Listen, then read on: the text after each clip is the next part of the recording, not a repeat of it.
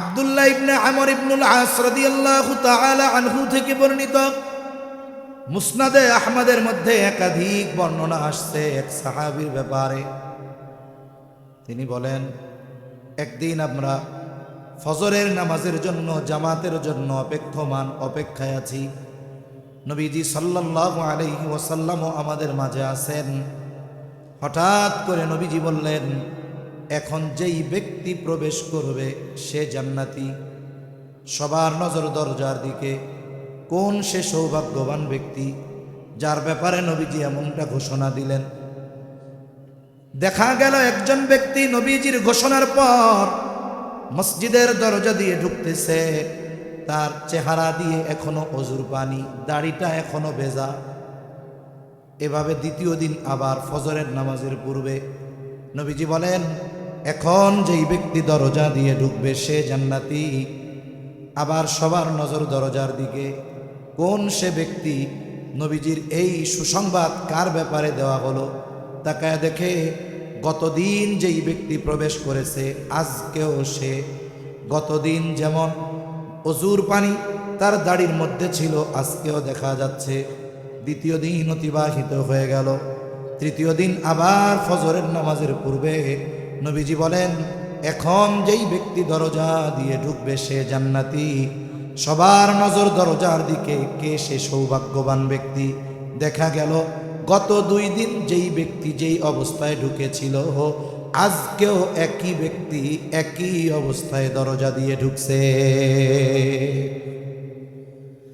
মুসনাদে আহমদের মধ্যে কয়েকটা বর্ণনা আসছে এই বিষয়টা নিয়ে, কয়েকটা সনদে বর্ণনাটা আসছে। বর্ণনার আলোকে বোঝা যায় ওই ব্যক্তি ছিলেন হযরত সাদ রাদিয়াল্লাহু তাআলা। এক ব্যক্তির ব্যাপারে পরপর 3 দিন ঘোষণা। আব্দুল্লাহ ইবনে আমর ইবনুল আস উনি চিন্তা করলেন, নিশ্চয়ই কোনো স্পেশাল আমল আছে, যেই আমলের কারণে নবীজি তার ব্যাপারে এই ঘোষণা দিয়েছেন। তার স্পেশাল আমলটা কি জানা দরকার, দেখা দরকার। এবার তিনি গিয়ে ওই ব্যক্তিকে বলতেছেন, ভাই আমি আপনার বাড়িতে একটু রাত্রি যাপন করতে চাই। খাবার দাবার দেওয়া লাগবে না, শুধু রাত্রি যাপন করব। উদ্দেশ্য হলো সারা রাত জেগে থেকে দেখবে কোন আমলটা সে স্পেশাল করে। কারণ অধিকাংশ মানুষ আর স্পেশাল ইবাদতগুলো করে অধিক রাত্রিতে। রাতের শেষ প্রহরে ঘুম থেকে উঠবে, আল্লাহকে ডাকবে। নেককার বান্দারা নেক কাজও গভীর রাত্রে করে, চোর কিন্তু চুরিও গভীর রাত্রে করে, ডাকাতও কিন্তু মোটামুটি ডাকাতি গভীর রাত্রেই করে। এখন ওনার উদ্দেশ্য হলো উনি দেখবে কি আমলটা করে। ওনাকে আর এক ঘরে থাকতে দেওয়া হলো। ওনার চোখে তো ঘুম নাই, কারণ উনি দেখবে এই ব্যক্তি কোন আমল করে। দেখলো এশার নামাজের পর তিনি একটু পরে বাতিটা নিভা ঘুমায় পড়লেন। চিন্তা করতেছে এই বুঝি ঘুম থেকে উঠবে আর তার স্পেশাল আমল শুরু করবে। এইভাবে অপেক্ষা করতে করতে একটা সময় ফজর হয়ে গেল। আজকে রাত্রিতে সে আর ঘুম থেকে উঠে নাই। আজানের পর ঘুম থেকে উঠলো, অজু করলো, এরপরে প্রস্তুতি নিয়ে মসজিদের দিকে চলে গেল। প্রথম দিন সারা রাত জেগে থেকে তার থেকে কোনো ইবাদতের দৃশ্য দেখা গেল না। চিন্তা করতেছে হয়তোবা কোনো কারণবশত আজকে বাদ গেছে, আর একদিন থাকি। এবার আবার রাত্রি যাপনের অনুমতি, বলে হ্যাঁ থাকো। আজকেও সারা রাত সজাগ। দেখা গেল আল্লাহর বান্দা এশার নামাজ পড়ে ঘুমিয়ে যায়, আর যখন ফজরের আজান দেয় তখন ঘুম থেকে উঠে। চিন্তা করে কালকেও কোনো আমল দেখলাম না, আজকেও কোনো আমল দেখলাম না, তাইলে আর একদিন থাকি। কারণ কোনো মানুষ যদি ধারাবাহিক কোনো আমল করে, এই আমলটা সহজে সে পরপর 3 দিন ইচ্ছা করে বাদ দিতে পারে না, সে দেয়ও না। এটা তার আদাব, তার অভ্যাসের সাথে যায় না। রাহমাতুল্লাহি ওয়া বারাকাতুহু। আলহামদুলিল্লাহ الحمد لله وكفى وسلام على عباده الذين اصطفى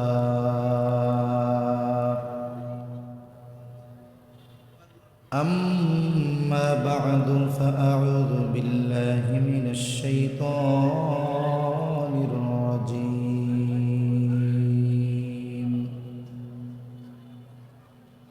بسم الله الرحمن الرحيم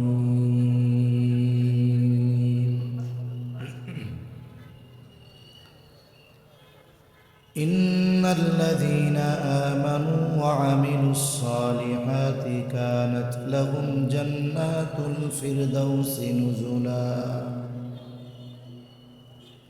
وقال رسول الله صلى الله عليه وسلم اتق المحارم تكن أعبد الناس وأرضى بما قسم الله لك تكن أغنى الناس وأحسن إلى جارك تكن مؤمنا وأحب للناس ما تحب لنفسك تكن مسلما ولا تكثر الضحك فإن كثرة الضحك تميت القلب أو كما قال النبي صلى الله عليه وسلم صدق الله العلي العظيم وصدق رسوله النبي الكريم ونحن على ذلك لمن الشاهدين والشاكرين والحمد لله رب العالمين سبحانك لا علم لنا إلا ما علمتنا إنك أنت العليم الحكيم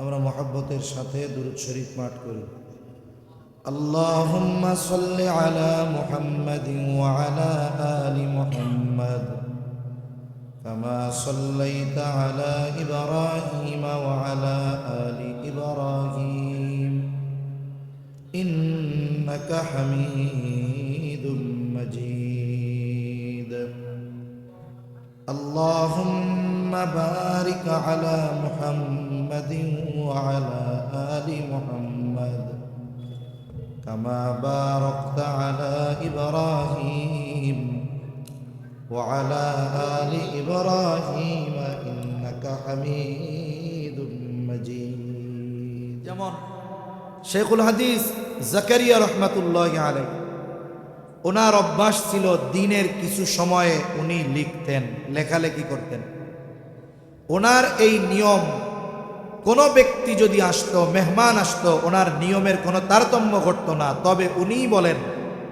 শেখুল ইসলাম হুসাইন আহমদ মাদানী রহমাতুল্লাহি আলাইহি যখন ওনার কাছে আসতেন তখন ওনার নিয়মের ব্যত্যয় ঘটতো ওনার সম্মানে কিছু বলতেন না কিন্তু হুসাইন আহমদ মাদানী রহমাতুল্লাহি আলাইহি ওনাকে ভালো মতো বুঝতেন একদিন এই লেখার সময় উনি আসছে কথা বলতেছে আর জাকারিয়া রহমাতুল্লাহি আলাইহি ওনার লেখার টাইম চলে যাইতেছে ওনার মধ্যে একটা অস্থিরতা কাজ করতেছে যে আজকে আমার কিছু লেখালেখি ছুটে যাবে ওনার চেহারার মধ্যে পেরেশানি সময় এই বিষয়টা আরো একটু বেশি করব ভাই আমার যদি সম্ভব হয় আল্লাহ যদি সামর্থ্য দেয় একা না পারি 10 জন মিলে 2 জন মানুষের গোটা রোজার মাসের ইফতারের জন্য সাহারির জন্য যতটুকু দরকার আমি আপনি কিনে দিব এতে কি হবে আরে ভাই আমি কর্মব্যস্ত আমল করতে পারি না ওই লোকটা আমি তারে দিলাম কিচ্ছু বলার দরকার নাই আমাদের অভ্যাস কি জানেন আমাদের অভ্যাস হইল আমরা দান কইরা যারে দান করি এর কাছে দোয়া চাই কি বলি ধরেন দোয়া করেন আপনি যদি এর কাছেই দোয়া চান তাহলে আল্লাহর কাছে কি নেবেন সেজন্য বুজুর্গানে দিন বলেন কাউকে কোনো কিছু দিয়ে তার থেকে কোনো কিছু আশা করা যাবে না, দোয়াটাও চাওয়ার দরকার নেই। কারণ আমি দিছি আল্লাহর খুশির জন্য, আল্লাহকে সন্তুষ্ট করার জন্য। ও আমার জন্য কি দোয়া করবে, তার চাইতে আল্লাহ যদি দেয় আমাকে অগণিত দিবে, ঠিক কিনা বলো? এই জন্য আমরা চেষ্টা করব। আমি একজন একা একটা পরিবারের 2-3 জন মানুষের খরচ দিতে পারবো না, সামর্থ্য নাই। আমরা 10 জনে মিলে এক পরিবার, যে মনে করেন পরিশ্রমের কাজ করে। কিছু মানুষ আছে পায়ে চালাইয়া, রিক্সা চালাইয়া তার রোজা রাখতে হয়, খরচ করতে হয়। অনেকে আছে জমিনে কাজ করে, কোদাল দিয়া মাটি কাটতে হয়। এইরকম পরিশ্রমী অনেক মানুষ আছে যারা পরিশ্রম করে রোজা রাখে। আমি আপনি যদি তার পরিশ্রমটাকে একটু হালকা বানায় দিতে পারি, আর এই কারণে সে যদি ইবাদত করতে পারে স্বাচ্ছন্দ্যের সাথে, রোজা রাখতে পারে, তারাবি পড়তে পারে, তাহাজ্জুদ পড়তে পারে, বলেন তো আল্লাহর কাছ থেকে অগণিত প্রতিদান আশা করি পাবো কি পাবো না? পাবো ইনশাআল্লাহ। এই জন্য খাস সাতান বিশেষ করে প্রতিবেশীর দিকে খেয়াল রাখবো। প্রতিবেশী যদি অমুসলিমও হয়, তার বিপদ আপদে তার পাশে দাঁড়াবো। আয়েশা সিদ্দিকা রাদিয়াল্লাহু তাআলা আনহা নবীজিকে বলেন, ইয়া রাসূলুল্লাহ সাল্লাল্লাহু আলাইহি ওয়াসাল্লাম, আমার 2 জন প্রতিবেশী, একজন মুসলিম আর একজন ইহুদি। ইয়া রাসূলুল্লাহ, প্রতিবেশী হিসাবে কে আমার কাছে বেশি হক পাও না?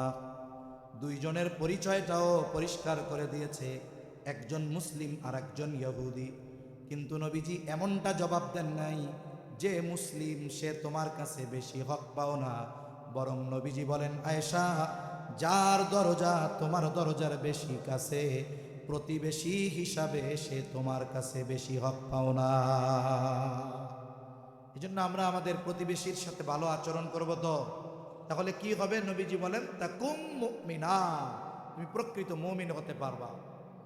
4 নম্বর, নবীজি সাল্লাল্লাহু আলাইহি ওয়াসাল্লাম বলেন, ওয়া আহিব্বা লিন্নাস মা তুহিব্বু লিনাফসিক, তুমি মানুষের জন্য ওইটাই পছন্দ করবা যেটা তুমি নিজের জন্য পছন্দ করো। অনেক সময় দেখা যায় আমরা অন্যের জন্য ওইটা পছন্দ করি যেটা নিজের জন্য পছন্দ করি না। বিশেষ করে দেখা যায় দান সাদকার সময় এই ধরনের বিষয়গুলোতে আমরা এই ধরনের কাজগুলো করি।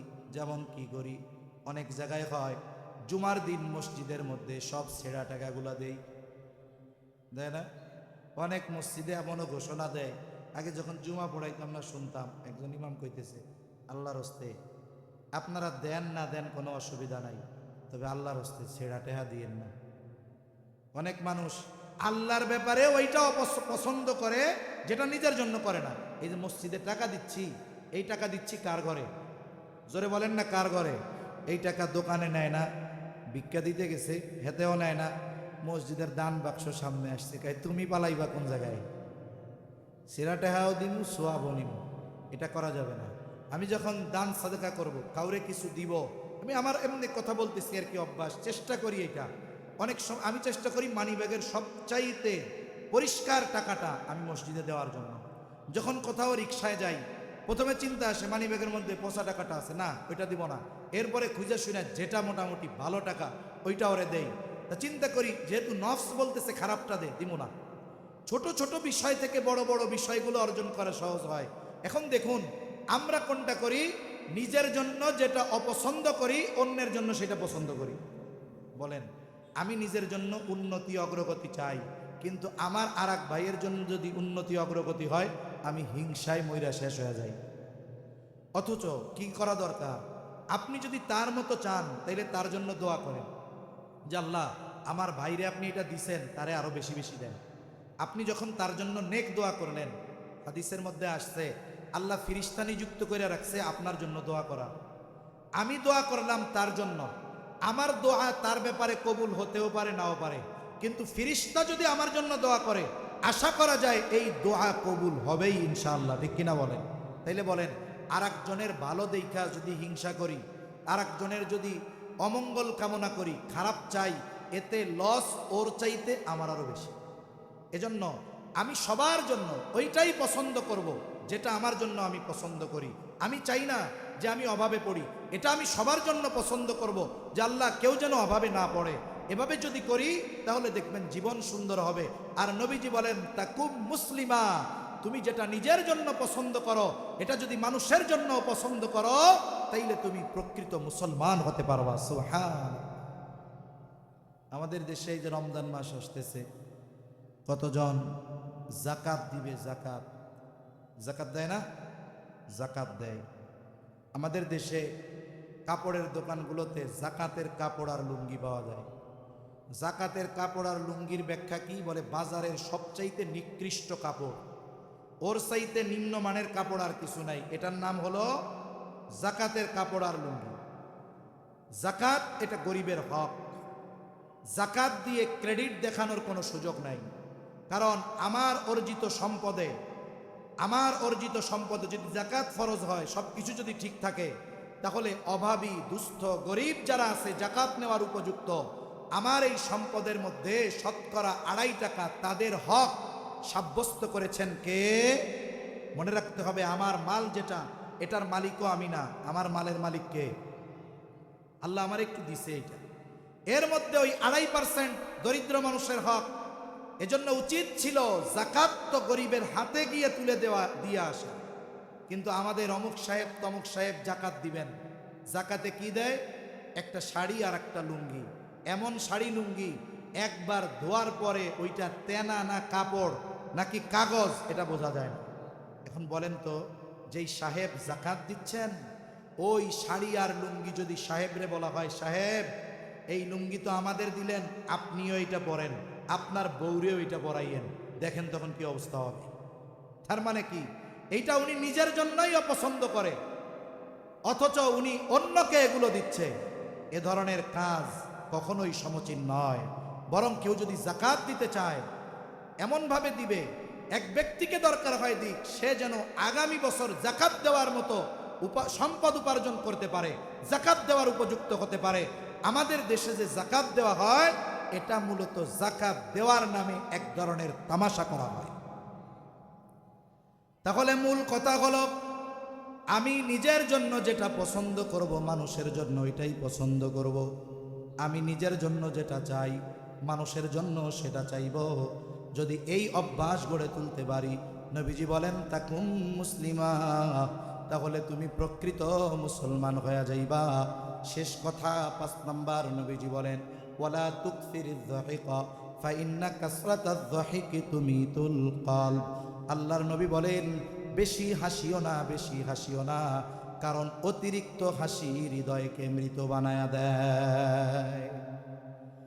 কারণ মৃত্যুর পর থেকে নিয়ে একের পর এক আমার আপনার সামনে কি আছে, এই বিষয়টা যদি আমরা অনুধাবন করতে পারতাম, আমাদের মুখে কোনোদিন হাসি দেখা যাইত না।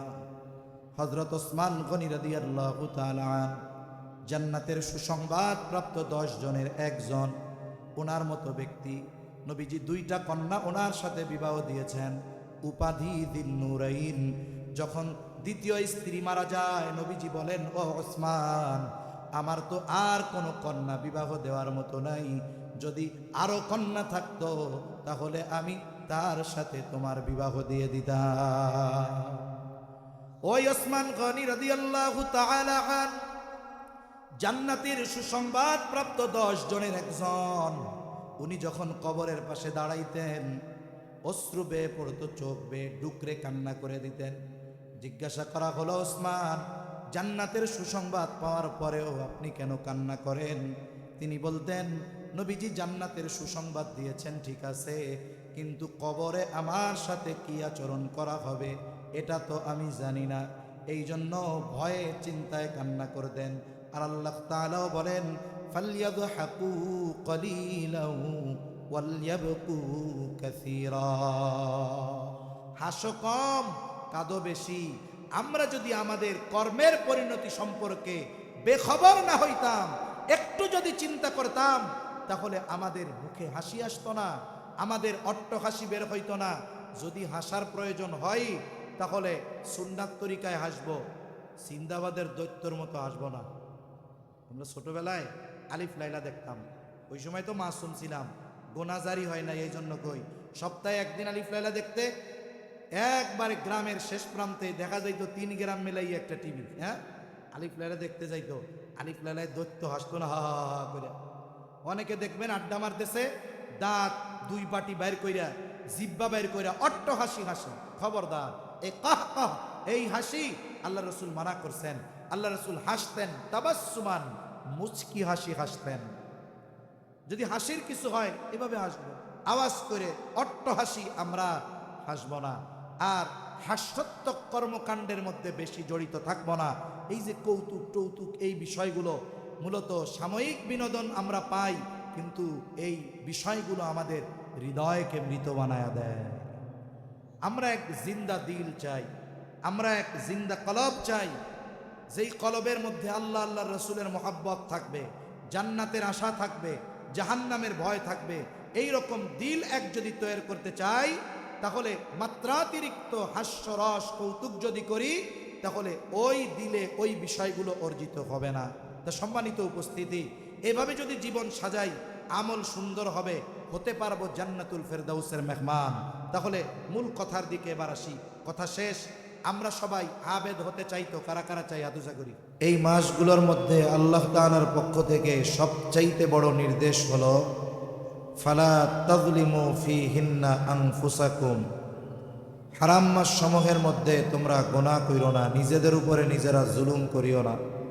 তার মানে মানুষ নিজের উপরে জুলুম করে গুনাহ করার মাধ্যমে। আমি যখন গুনাহ করব, আমি আমার উপরে জুলুম করব। কেন? কারণ পাপ কাজ করার মাধ্যমে আমি আমার জন্য শাস্তিকে অবধারিত করে ফেলি। তাহলে গুনাহ করা মানে যে গুনাহ করে সে নিজের উপরেই নিজে জুলুম করে। আল্লাহ তাআলা সব সময় তো গুনাহ থেকে বাঁচতে বলেছেন, তবে এই মাস সমূহে গুনাহ থেকে বাঁচার ব্যাপারে অতিরিক্ত গুরুত্ব দিয়েছেন। কেন? কারণ মানুষের আমলের দাম সময় এবং স্থানের কারণে অনেক সময় বেড়ে যায়। যেমন আজকে আমরা মাগরিবের নামাজ পড়লাম এই পাশের মসজিদে। আমরা যদি এই মাগরিবের নামাজটা মসজিদুল আকসায় পড়তে পারতাম, তাহলে এই নামাজ 3 রাকাতই ছিল, কিন্তু সওয়াবটা আল্লাহ তাআলা জায়গার দামের কারণে 250 গুণ পর্যন্ত বাড়ায়া দিতেন। এই নামাজটাই যদি আমরা মসজিদে নববীতে পড়তে পারতাম, মাগরিবের নামাজ 3 রাকাতই, কিন্তু ওই জায়গার দামের কারণে আল্লাহ তাআলা সওয়াব কমপক্ষে 1000 গুণ বাড়ায়া দিতেন। এই মাগরিবের নামাজটাই যদি আমরা মসজিদে হারামে পড়তে পারতাম, তাহলে এই নামাজের প্রতিদান আল্লাহ তাআলা 1,00,000 গুণ বাড়ায়া দিতেন। সুবহান। ইবাদতের পরিমাণ সমান, শুধুমাত্র স্থান পরিবর্তনের কারণে প্রতিদান কোথায় চলে গেছে। আবার দেখুন, স্বাভাবিক নফল রোজা আমরা রাখি, স্বাভাবিক নফল সিয়াম রাখি, নামাজ পড়ি, কিন্তু বলেন তো, যদি ওই নফল নামাজ শবে কদরের রাতে হয়, স্বাভাবিক সময়ের 2 রাকাত নফল নামাজ আর শবে কদরের 2 রাকাত নফল নামাজ এক না? কারণ এই রাতের কত গুরুত্ব, কত তাৎপর্য, কত দাম। আল্লাহ তাআলা বলেন, লাইলাতুল কদরি খায়রুম মিন আলফি শাহর। লাইলাতুল কদর 1000 মাসের চাইতে উত্তম একটি রজনী। যেই মাস সমূহে লাইলাতুল কদর নাই, এই রকম 1000 মাসের চাইতে একটা রাতের দাম এত বেশি। সুবহানাল্লাহ। তাহলে স্থান আর জায়গার কারণে ইবাদতের দাম বাড়ে। অনুরূপভাবে পাপ তো পাপ, ওই পাপও করার ক্ষেত্রে যদি সময় আর কিছু স্থানের কারণে ওই পাপের শাস্তির মাত্রাও বাড়ে। যেমন সব সময় পাপ যেটা সেটা পাপ, স্বাভাবিক বিষয়। অনেকের বদ অভ্যাস আছে, সিগারেট খাওয়া, ধূমপান করা, মন্দ একটা কাজ। চায়ের দোকানে করতেছে, আমরা দেখতেছি, কিছু বলি না, কিন্তু কোনো ধূমপায়ী যদি মসজিদের মধ্যে এসে ধূমপান করে, কি করবেন? এটা সহ্য করবেন? একটা পাপ চলতেছে রাস্তায়, বলেন তো এই পাপটা যদি মসজিদের মধ্যে হয়, একই পাপ, বাইরে হচ্ছে, একরকম গুরুত্ব আমরা দেই, কিন্তু যখনই এটা মসজিদের মধ্যে হয়, এটাকে আমরা সর্বোচ্চ জঘন্য অন্যায় বলে সাব্যস্ত করি, ঠিক কিনা? অনুরূপভাবে কেউ এমনি সময় পাপ করে, এটা এক বিষয়, করতেছে, পাপ তো পাপ, কিন্তু যদি শবে কদর, শবে বরাতের রাত্রেও পাপ করে, আমরা কি বলি? কত বড় জালেম দেখছ! শবে কদরের রাত, শবে বরাতের রাত, আজকে রাতটাও পাপ ছাড়লো না, কত বড় জঘন্য পাপই এটা। তাহলে পাপ তো সব সময়ই করা নিষেধ, তবে এই মাস সমূহে, এই মাসগুলো সম্মানিত মাস হওয়ার কারণে আল্লাহ তাআলা গুরুত্ব দিয়ে বলেছেন, ফালা তাযলিমু ফীহিন্না আনফুসাকুম, এই মাস সমূহে তোমরা পাপ করার মাধ্যমে নিজেদের উপরে নিজেরা জুলুম করিও না। এজন্য এই মাস সমূহে যদি পাপ করে, অন্য সময়ের পাপের চাইতে এই সময়গুলোর পাপের ব্যাপারে আল্লাহ বেশি কঠোর হবেন, শাস্তি দিবেন। অনুরূপভাবে আশা করা যায় অন্য সময়ে নেক আমল করে আমরা সওয়াব পাইতাম, এই সময়গুলোতে যদি পাপ বাদ দিয়ে নেকের কাজ বেশি করি, আশা করা যায় আল্লাহ তাআলা যদি চান প্রতিদানও বাড়ায়া দিতে পারেন। এই রজব মাস চলতেছে, এখন থেকেই আমরা রমজানের প্রস্তুতি নিব ইনশাআল্লাহ, শারীরিকভাবে মানসিকভাবে। তা আমি যে আয়াতখানা আপনাদের খেদমতে তিলাওয়াত করেছি, এই আয়াতের মধ্যে আল্লাহ সুবহানাহু ওয়া তাআলা দুইটি শর্তের আলোকে জান্নাতুল ফেরদাউসের মেহমান হওয়ার দাওয়াত দিয়েছেন। একটি হলো ঈমান, আর একটা হলো নেক আমল। একটি ঈমান, আর একটি হলো নেক আমল। ঈমান শিরিক মুক্ত পরিচ্ছন্ন এক ঈমান আমার হতে হবে, যেই ঈমানের মধ্যে কোনো দুর্বলতা থাকবে না, যেই ঈমান শিরিক মিশ্রিত হবে না, শিরিক মুক্ত ঈমান। 2 নম্বর নেক আমল। 2 নম্বর, আমরা কি প্রকৃত ধনী হইতে চাই? জোরে বলেন চাই।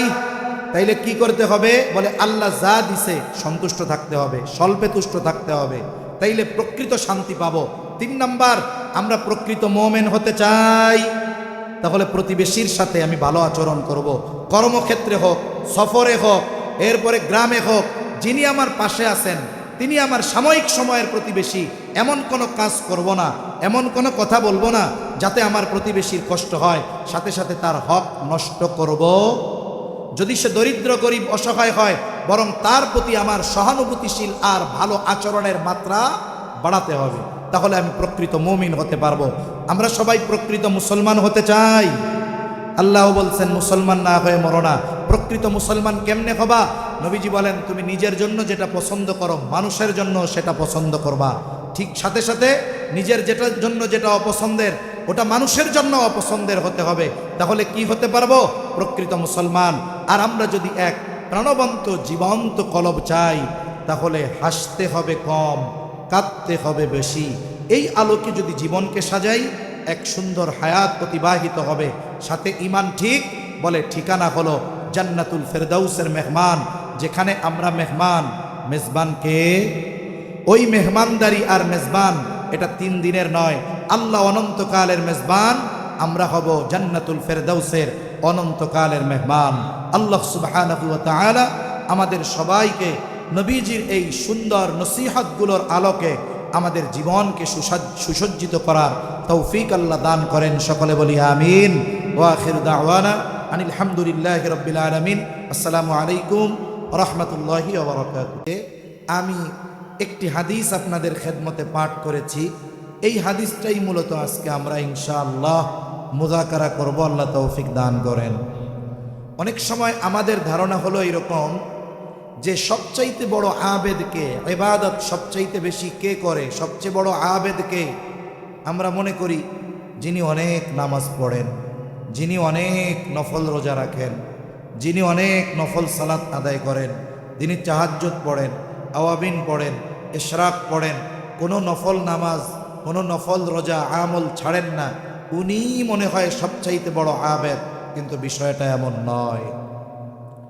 প্রকৃত আবেদ হওয়ার আগে গুনাহ ছাড়তে হয়, কারণ আমার ইবাদত ভালো থাকবে তখন, কাজে লাগবে তখন, যখন গুনাহমুক্ত আমি হতে পারবো। বলুন তো, একটা পাত্রের মধ্যে যদি পচা কোনো জিনিস থাকে, পচা জিনিস, এই পাত্রটার মধ্যে যদি আমি বাংলাদেশের সবচাইতে গরুর খাঁটি দুধ এনে ওই পাত্রের মধ্যে রাখি, বলেন তো দুধ ভালো, কিন্তু পাত্রের মধ্যে ময়লা থাকার কারণে ওই দুধ ভালো থাকবে না নষ্ট হয়ে যাবে? আমাদের নেক আমলগুলো কাজে লাগে তখন যদি আমরা গুনাহ ত্যাগ করতে পারি, এই নেক আমল আমাদের বেশি কাজে লাগে। এজন্য রাসূল আকরাম সাল্লাল্লাহু আলাইহি ওয়াসাল্লাম হযরত আবু হুরায়রা রাদিয়াল্লাহু তাআলা আনহুকে গুরুত্বপূর্ণ 5টি বিষয়ের নসিহত করেছেন। আমরা ওই নবীজির নসিহতগুলো নিয়েই আলোচনা করব, শুনব, সাথে সাথে এগুলো আমলে পরিণত করার চেষ্টা করব ইনশাআল্লাহ।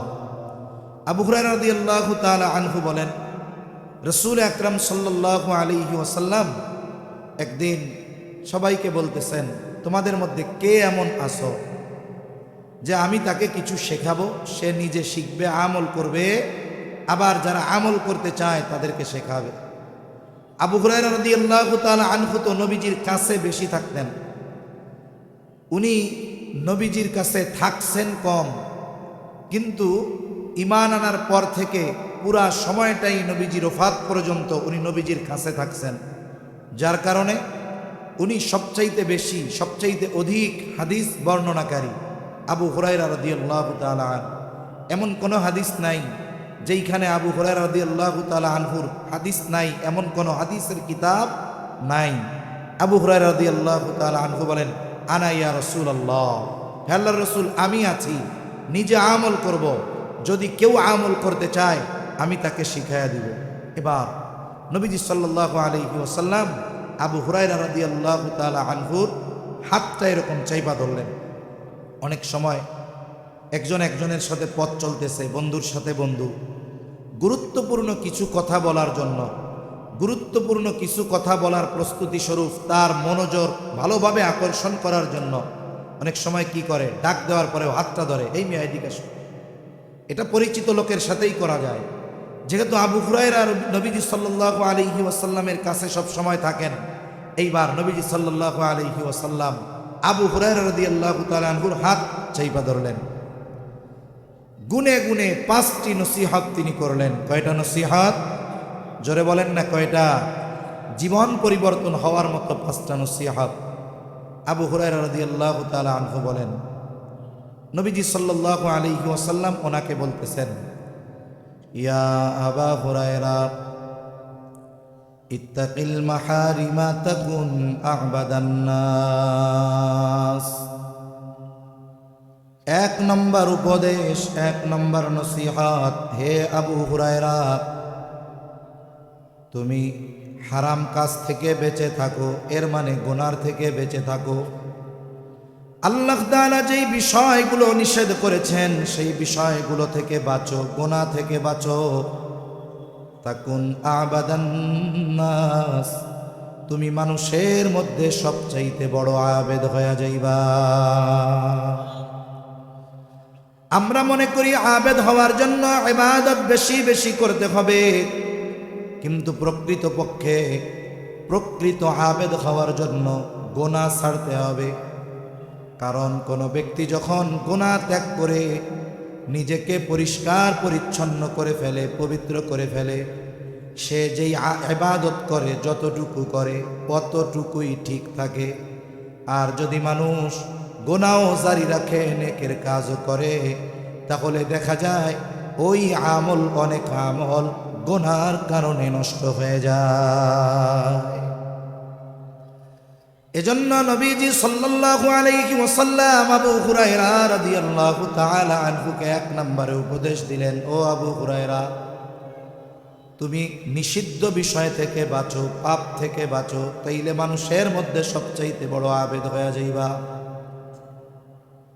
আল্লাহ তাআলার কাছ থেকে নাজাত পাওয়ার জন্য অনেক ইবাদতের প্রয়োজন হয় না, তবে খাঁটি ইবাদতের দরকার হয়।